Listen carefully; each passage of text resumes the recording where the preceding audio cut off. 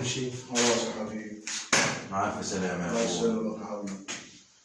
مع الف سلامه. ربنا سبحانه رجعنا بألف سلامه. ربنا سبحانه وتعالى كتب علينا الغربة، ولكن نقول الحمد لله، بس كله عشان العيال. بس خلي بالك من العيال. في عناية يا اخويا. انت عارف ابني، انت عارف ابني غلبان.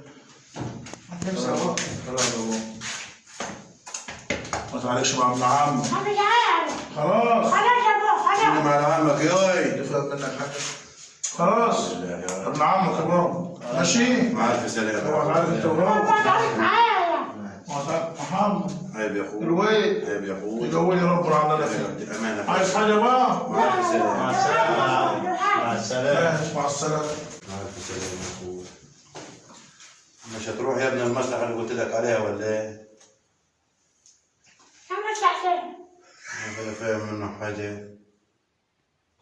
لا حول الله يا رب. انت يا ابني هتروح تشوف تذاكر ولا تروح الدرس؟ عايز نفس حاجه 50 جنيه يا بابا.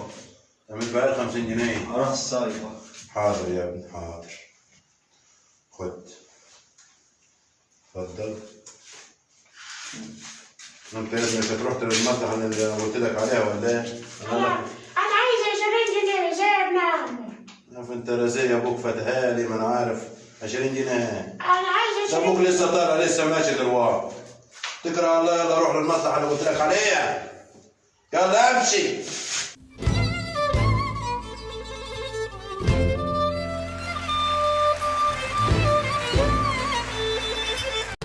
الاحترام هو أجمل هدية يقدمها الإنسان للناس، والأدب لا يباع ولا يشترى، بل هو طابع في قلب من تربى عليه. والفقير من فقد الأخلاق وليس من فقد المال.